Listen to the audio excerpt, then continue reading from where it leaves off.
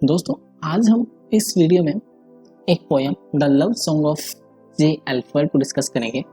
The love song of J Alfred Prufrock, जिसे commonly Prufrock के रूप में जाना जाता है, American born British poet T S. Eliot की फर्स्ट प्रोफेशनली पब्लिश्ड पोयम है।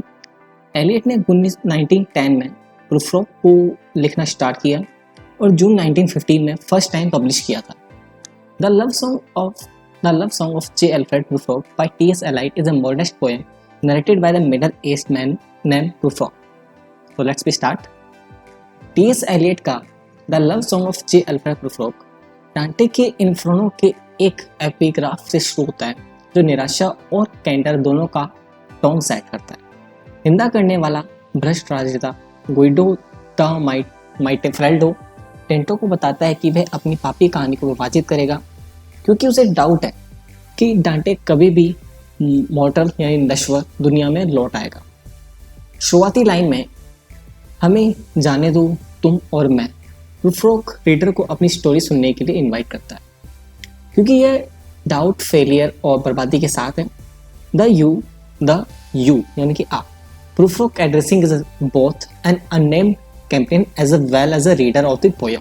वो बोलता है कि आप एक रीडर भी हैं और एक अननेम्ड कैंपेजन भी है, इसको नरेटर भी है, तो ऐसा आप समझिए, ठीक है।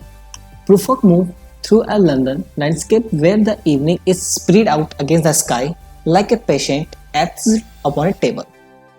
जर्नी आधी सुनसान सड़कों, एक रात के सस्ते से एक चीपेस्ट होटल और शीप के गोले के साथ चूरा रेस्टोरेंट से होकर गुजरती है, इसलिए प्रुफ्रोक के रूप में ब्लीक यानी कलरलेस एटमॉस्फेयर में घुल जाता है, क्योंकि ये एक असंतुष्ट शहर का चित्रण है जहाँ प्रुफ्रोक प्रोजेक्शन के एक मोड में एंगेज है और फिजिकल सिटी का यूज करके अपने स्वयं के साइकोलॉजिकल के पहलुओं को प्रकट करता है।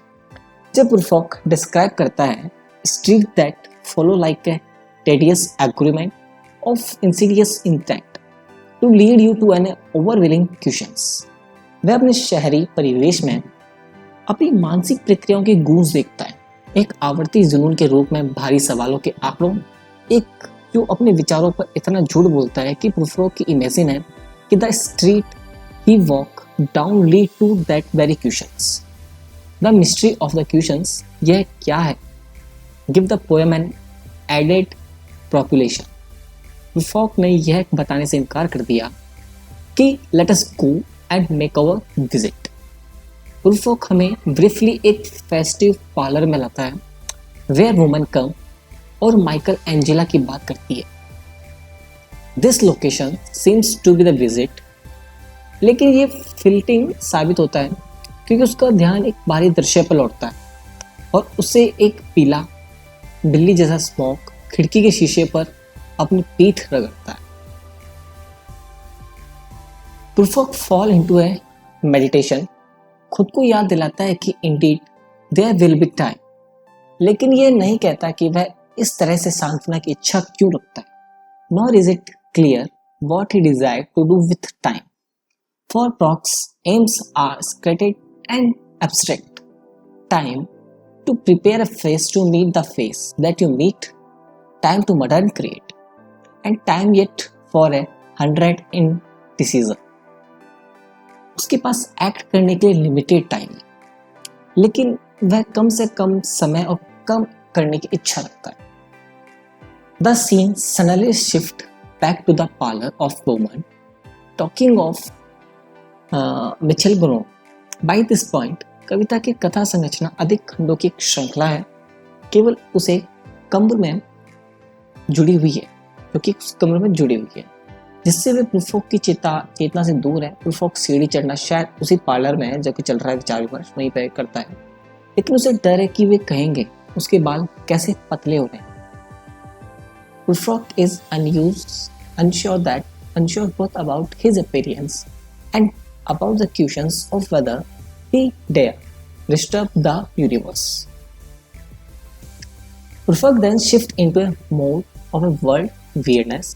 ये शिफ्ट हो जाता है जहाँ पे वर्ल्ड में कुछ पहना हुआ है। यह दर्शाता है कि उन सभी को जानता है, यह सामाजिक दुनिया का एक ताना बाना है, क्योंकि वह शाम, सुबह, दोपहर, आवाजें, आंखें जो आपको एक तैयार वाक्यांश में ठीक करती है। The arms that are bristleted and white and bare, and the perfume from a dress. उनका मानना है कि उन्होंने वह सब अनुभव किया है जो समाज पेश कर सकता है, और that is he has left his unsatisfied. उनका दिमाग अलग थलग आकृतियों की छवियों की ओर बढ़ता है। सेट स्लीव में अकेला आदमी खिड़कियों से बाहर की ओर झुका हुआ और खामोश समुद्र के फर्श पर के पार एक पंजे का निशान चीर फाड़ जिनके बारे में उन्हें लगता है कि उन्हें होना चाहिए। प्रूफ ऑफ रिफ्लेक्शन के एक गहरे मोड़ में उतरता है। वह अपने मन को परेशान करने वाले विषयों को स्पष्ट करने के लिए स्ट्रगल करता है।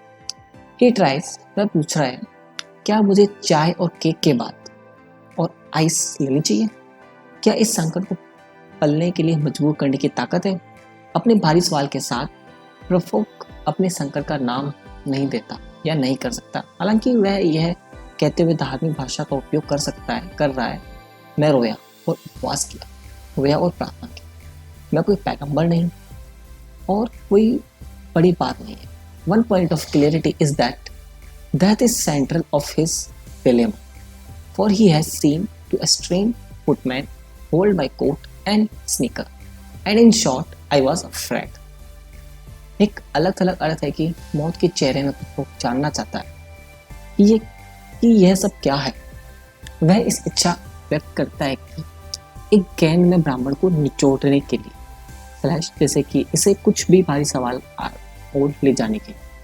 उसकी इच्छा एक प्रमाण फैले हुए उत्तर के लिए है। हालांकि प्रूफ इस सवाल का नाम रखने में असमर्थ या दूसरों के प्रति अपनी सुविधा व्यक्त करने में बाधा महसूस करता है। जैसा कि उन्होंने कहा, यह कहना असंभव है कि मेरा क्या मतलब है। प्रूफ इस गलत फहमी को पार्लर के दृश्यों से जोड़ता है। एक महिला को एक शॉल फेंकने और खिड़की की ओर मुड़ने की इमेजिन करते हुए कहता है, यह सब ऐसा नहीं है। प्रूफ एक पर्सनल रिफ्लेक्शन में बदल जाता है। खुद का कंपैरिजन प्रिंस हैमलेट से करता है, जिसे वह होने का मतलब नहीं। इसके बजाय वह एक परिचय स्वामी है, one that will do to swell a progress, start a scene or two. It is an unflecting about accurate self-portrait. Proof ने एपिग्राफ की आत्म प्रकट भावना का प्रतीक है, यह मानते हुए कि वह अप्रिय, हास्यप्रद और मूर्ख है। जैसे जैसे कविता अपने समापन की ओर बढ़ती है, इसमें एंडिंग की ओर बढ़ती है, प्रूफ मंत्र में मैं बूढ़ा हो जाता हूँ, मैं बूढ़ा हो जाता हूँ, और खुद को समुद्र तट के साथ चलने की कल्पना करता है। And trouser roll, the final movement is an echo of the ancient Greek myth of the spheres. Prufrock hear the alluring song of mermaids singing each to each. As Prufrock solemnly reflect, I do not think that they will sing to me. Nonetheless, he imagined descending to those chambers of the sea.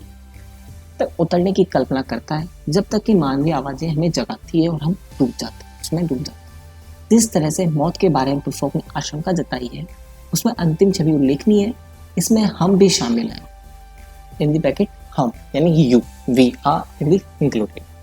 मतलब reader को भी जो अपनी यात्रा पर proof में शामिल हुए हैं, जो कविता से जागने के बाद भी डूब जाते हैं, क्योंकि यह समाप्त हो जाता है, क्योंकि यह एक एंड हो जाता है।